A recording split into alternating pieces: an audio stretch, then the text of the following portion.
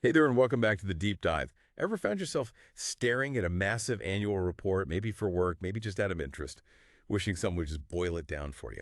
Well, that's exactly what we do here. Today, we're digging into Home Depot, that retail giant we all know. We've got their latest annual report right here. And our mission really is to cut through all the numbers, all the jargon. We want to give you a clear, concise understanding of how they did in fiscal 2024, what their big strategic moves are, and what's on the horizon. Think of this as your shortcut to getting a real handle on a company that, frankly, shapes homes and communities right across North America. Precisely. And we're going beyond just the headlines. We're going to, dissect their business segments, really look at their financial health. We'll understand their approach to shareholder value, and ultimately try to assess where Home Depot's actually heading. It's a really fascinating case study, especially seeing how a huge company like this adapts in such a dynamic market, particularly with, the high interest rates and all the macroeconomic uncertainty we've been seeing lately. But even with those headwinds, Home Depot did show continued progress towards their growth objectives. Okay, so let's unpack this then. Fiscal 2024, it definitely felt like a year of mixed signals for the economy, and it sounds like for Home Depot too. What's the sort of high-level takeaway from their performance? Did they manage to grow despite those challenges?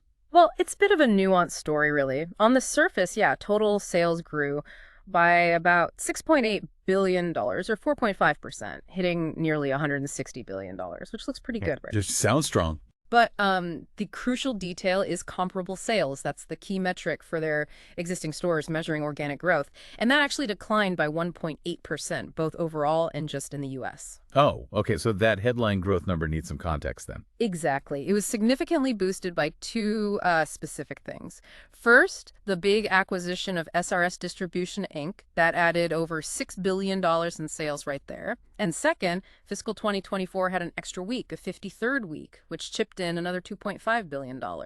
So if you strip those out, the organic growth picture for their core business looks, well, quite different. It highlights the pressures they were under. Right, that clarifies those mixed signals quite a bit. So what specific external pressures did the report mention? What was squeezing that core business? Yeah, the report points directly to the high interest rate environment and macroeconomic uncertainty. That kind of environment, it directly hits consumer demand, especially for those bigger home improvement projects. People maybe put those off. And that flowed right through to those comparable sales figures. We saw fewer customer transactions overall and a dip in the average amount people spent per visit. And what about efficiency? How well they use their capital. Return on invested capital, ROIC, is a good measure for that, isn't it?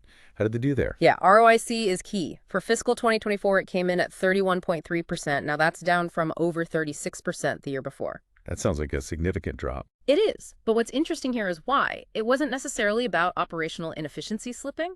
The decrease was primarily driven by taking on significantly more long-term debt and having higher average equity on the books. And that was largely because they had to finance that huge SRS acquisition we mentioned. So it signals they were willing to accept a bit lower short-term capital efficiency to make this really big strategic bet for long-term growth, especially with the pro customer. It's a trade-off. That makes sense. So despite the choppy economic waters, they're clearly investing, doubling down on the future. Let's talk strategy. The report breaks down how they're tackling growth, who are their core customers, and how are they trying to reach each group. Right. They define three main customer segments, and they have tailored approaches for each. First, you've got the DIY customers. That's probably most of us, right? Homeowners doing projects themselves. Home Depot supports them with, the associates in the store, online help, clinics, workshops. And they mention adapting to evolving expectations. Okay, the DIRs. Who else? Then there are the professional customers, the pros. Think renovators, contractors, builders, maintenance folks. Home Depot sees themselves as a critical destination for pros, and they're really focused on growing what they call pro wallet share, getting more of each pro's total spending. And the third group? The third group sort of bridges the gap. DIFM, or do-it-for-me customers. These are homeowners who hire pros to do the work, like installations. Home Depot offers installation services directly, like for flooring or cabinets, but they also support the pros who are serving these DIFM customers, so it connects back. Okay, so three distinct groups, DIY, Pro, and DIFM. What's the big picture strategy then? The thing tying it all together, what are their main goals? The core strategy is really about creating what they call an interconnected, frictionless shopping experience. Basically making it seamless for customers to move between online research, the mobile app, and the physical store. Beyond that, the big pushes are growing market share with those pro customers and building new stores. Their stated goals are pretty ambitious: be the best customer experience, the low-cost provider, and the most efficient investor of capital in home improvement. And they believe hitting those goals will let them, quote, grow faster than the market and deliver value to shareholders. That interconnected experience, that sounds complex to actually deliver. What kind of investments are they making to achieve that speed and efficiency they're talking about? Yeah, it requires investment on multiple fronts. They're pouring resources into both digital capabilities and their physical supply chain. On the digital side, they're enhancing the mobile app Think in-store navigation help. They're improving the website's shoppability with better product info, related items, clearer fulfillment options, better search, better personalization. Then there's the supply chain. They're making strategic investments to speed up delivery, reduce lead times. They've got 19 direct fulfillment centers now holding more inventory closer to customers. For that crucial last-mile delivery, they're partnering with third parties, but also using their 2,000-plus stores as fulfillment hubs. This has led to, they claim, the fastest delivery speeds across the greatest number of products in company history, offering same-day and next-day options on many items. And it's working. About half of their U.S. online orders last year were actually fulfilled through a store, using things like buy online, pick up in-store, BOPIS, and curbside. And the physical stores themselves, they're still central to the whole thing, right? The hub. How are they making that experience better and helping the associates working there? Absolutely, the stores are still fundamental. They're investing there too. Things like better wayfinding signs, refreshing the look of stores, redesigning the front-end areas with better checkout, more self-checkout. And for the associates on the floor, they're equipping them with tools. They have these web-enabled handheld devices called HD phones for quick inventory lookups and helping customers. They've also rolled out tech like Sidekick, which helps prioritize stocking tasks, and something called computer vision to get real-time visibility on where products are, both on shelves and overhead. The goal is better on-shelf availability and making associates more productive. Plus, they added a new role in store leadership, a pro customer experience manager, specifically to strengthen the connection between the pros who shop in-store and the outside sales teams, making it seamless for the pro. We've talked investment, but you also mentioned growing the actual number of stores. What's the plan there? Right. They see opening new stores as another lever for growth. Back in 2023, they announced a plan to open about 80 new stores over 5 years. And by the end of fiscal 2024, they'd already opened 25 of those, 12 of them just in fiscal 24.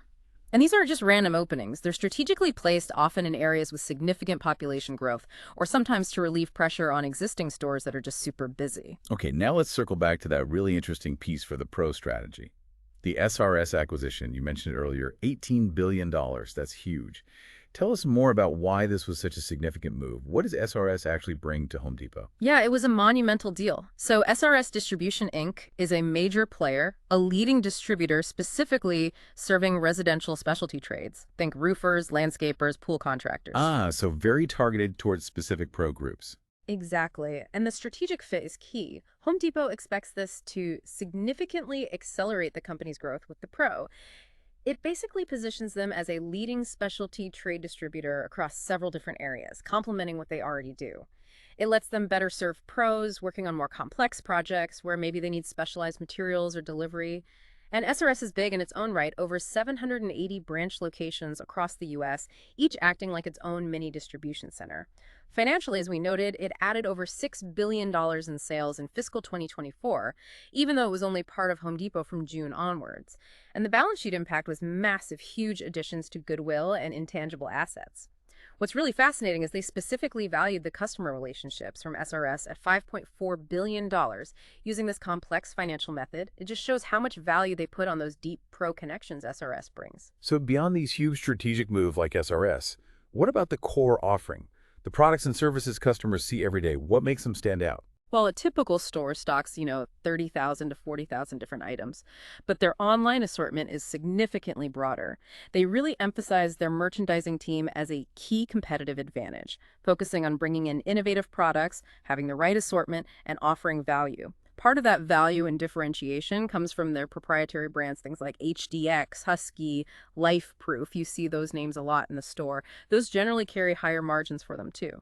And then beyond just selling stuff, they continue to invest in services, home improvement installation, tool and equipment rental. They see those as important ways to add value for customers. Okay, let's switch gears a bit and dive deeper into the numbers. We've touched on sales and earnings, but let's really unpack the income statement, balance sheet, and cash flow. What story do they tell? Right. Looking at the income statement again, we talked about net sales being up due to SRS and the extra week, but comparable sales down 1.8%. That comp sales decline, remember, was driven by fewer transactions and a slightly lower average ticket, reflecting those macro pressures and maybe some price stabilization after inflation. Interestingly, while most departments saw negative comps, think outdoor power equipment and building materials, actually managed positive comparable sales growth. That's interesting. Any specific reason for that? The report doesn't specify exactly why, but you could speculate.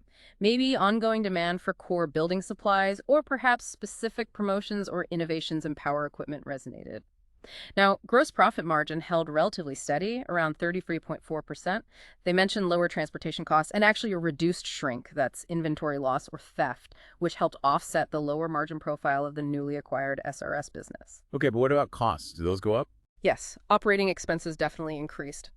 Selling, general, and administrative costs, or SG&A, rose 8.1%, and importantly, grew as a percentage of sales from 17.4% to 18.0%. That was driven by higher payroll costs, the simple math of fixed costs spread over lower comparable sales, what they call deleverage, and also lower benefits from some legal settlements compared to the prior year. Depreciation and amortization also jumped, up 13.5%. And a big chunk of that increase, $218 million, was directly from amortizing the intangible assets acquired with SRS. And finally, interest expense surged over 20% to $2.1 billion, primarily due to that higher long-term debt they took on, again, mainly for the SRS deal. So when you put all that together, slightly lower comparable sales, higher operating costs, higher interest expense, that explains the slight decrease in overall net earnings and diluted earnings per share. Got it. Now, the balance sheet, that snapshot of financial health, what were the big changes there and how do they tie back to the strategy, especially SRS? Yeah, the balance sheet really shows the SRS fingerprint clearly. Cash went down significantly, obviously used for the acquisition. Receivables, though, jumped substantially, nearly doubled, actually. Especially customer receivables. That's a direct result of SRS, which operates more on trade credit with its pro customers compared to Home Depot's largely cash and carry retail model. Okay, so a different business model impacting the balance sheet. What about inventory? Inventory increased overall to about $23.5 billion. But interestingly, their inventory turnover ratio actually improved slightly. This suggests that within their core Home Depot stores, they managed inventory pretty well, even though the total number went up with SRS. But the most dramatic changes, as we touched on, were in goodwill and intangible assets. Goodwill nearly tripled to almost $19.5 billion, and intangibles more than doubled to nearly $9 billion. Almost all of that increase is directly from booking the SRS acquisition. And finally, debt. Short-term debt appeared where there was none before, and long-term debt jumped significantly to over $48 billion. That reflects the roughly $10 billion in new bonds they issued specifically to finance SRS. Wow, okay. Huge shifts. And the final piece, cash flow. Cash is king, right? What does the cash flow statement tell us about how money actually moved through the business? Right, the cash flow statement really ties it all together. Cash from operating activities actually decreased by about $1.4 billion, down to $19.8 billion. The report says this was mainly due to changes in working capital, things like inventory levels being more normalized in 2024 compared to actively reducing them in 2023. Also, timing differences in paying vendors and a deferred tax payment played a role. Okay, so operations generated a bit less cash. What about investing? That's where the big swing was. Cash used in investing activities skyrocketed by $16.3 billion. And that was almost entirely due to one massive item, the $17.7 billion cash payment they made to acquire SRS. So a huge outflow for investing. How do they manage the financing side then? That's shown in financing activities. You see the balancing act. They paid out $8.9 billion in dividends, which is substantial. They also repurchased about $650 million in shares before pausing. But offsetting those outflows, they brought in $10 billion net proceeds from issuing that long-term debt, plus some short-term commercial paper borrowing, specifically to fund the SRS deal. They later paid back all that commercial paper. So, financing activities clearly show how they juggled shareholder returns with the massive funding required for the acquisition. Okay, that paints a really clear financial picture. Now, stepping back, What does all this mean for shareholders? How is Oh, Home Depot thinking about creating value, especially with these big investments underway? they have a very clear, disciplined capital allocation philosophy they talk about. It's a hierarchy. Priority one, invest in the business. That's things like the store, supply chain, digital, and acquisitions like SRS. Priority two, pay dividends. They have a strong track record there. And priority three, return any excess cash left over to shareholders through share repurchases. Okay, let's start with dividends then. Priority two, what's the latest there? Does it signal confidence? Definitely signals continued commitment. They paid out, as I mentioned, $8.9 billion in cash dividends in fiscal 2024. And then looking forward, in February 2025, they announced another increase, a 2.2% bump in their quarterly dividend to $2.30 per share. So even with the big acquisition spend, they're still prioritizing returning cash to shareholders via dividends and showing confidence by increasing it. And what about share purchases? Priority three. You mentioned they paused those. That's right. They did buy back about $650 million worth of shares early in fiscal 2024, but they explicitly paused the program back in March 2024, stating it was in anticipation of the acquisition of SRS. And they've said they currently have no plans to resume share repurchases in fiscal 2025. The focus is clearly on integrating SRS and funding those other business investments right now. They still have authorization left, though about $11.7 billion remaining on a previously approved $15 billion program, so they could restart it down the road. So the immediate focus is clearly strategic investment. What does that look like in terms of spending for the upcoming fiscal year, fiscal 2025? They're planning to invest about $4 billion in capital expenditures in fiscal 2025. That's around 2.5% of their expected net sales. And that money is going towards those priorities we discussed, continuing to improve the customer experience, both digital and physical, further developing their pro capabilities, especially integrating SRS, and continuing to build out that pipeline of new stores. Makes sense. Now, no deep dive is complete without looking at the challenges. No business this size operates in a vacuum, especially in today's market. What are the key risks and hurdles Home Depot itself acknowledges? Yeah, they lay out quite a few in the report, which is typical for a company this size. Intense competition is a big one. The home improvement market is highly fragmented with traditional players, online retailers, specialty guys. The internet makes prices super transparent, increasing pressure. There's the constant challenge of evolving customer expectations. People want more personalization, faster delivery, lower costs. You have to keep up. Just executing their own strategic initiatives is a risk. Integrating SRS, rolling out new tech, optimizing the supply chain. These are massive, complex projects. There's always a risk of disruption or maybe not getting the full benefits they expect. The labor market is another factor. Attracting and keeping good associates, especially skilled tech people, is tough with wage pressures and high turnover rates in retail. Supply chain disruptions remain a concern. Things like port issues, labor disputes, severe weather can always impact inventory flow. Shrink and theft, particularly organized retail crime, is explicitly mentioned as an increasing problem, hitting costs and potentially the customer experience. Data security and privacy is huge. The constant threat of cyber attacks and the need to comply with complex, evolving data regulations. And overarching everything is macroeconomic volatility. Uncertainty around housing markets, interest rates, inflation, these directly impact how much consumers spend on home projects, especially the big ones. They also mention the regulatory environment, things like minimum wage laws, data privacy rules, sustainability requirements, trade policies. They even note specific legal proceedings, like an EPA consent decree on lead-safe practices and a penalty paid in Washington state over refrigerant sales. It really underscores, that in this complex world, Home Depot's ability to not just react, but to proactively innovate across digital, physical stores, supply chain, everything is going to be absolutely critical for them to stay ahead and maintain their market leadership. So, wrapping this up, what does this all mean for you, the learner? Home Depot is clearly navigating a complex path. They're balancing those tough macro headwinds we talked about with some really aggressive strategic investments. The SRS deal is obviously huge, but also the ongoing work to blend their digital and physical offerings for all customers. You should now have a much clearer picture of their fiscal 2024 performance, where their strategy is focused, how the financials reflect that, and how they're thinking about shareholder value versus reinvestment. Yeah, and when you look at their long-term goal growing faster than the market by building these unique capabilities, especially for the pro customer, the really interesting question for you to ponder is how that plays out. How will this tension between their bold investments like SRS and those persistent external challenges competition, the economy resolve itself? Will this focus on the pro market and the interconnected experience really be enough to accelerate growth significantly in the next few years? Or will those broader pressures keep growth more moderate? It's a really fascinating balancing act to watch as they continue to build for the future.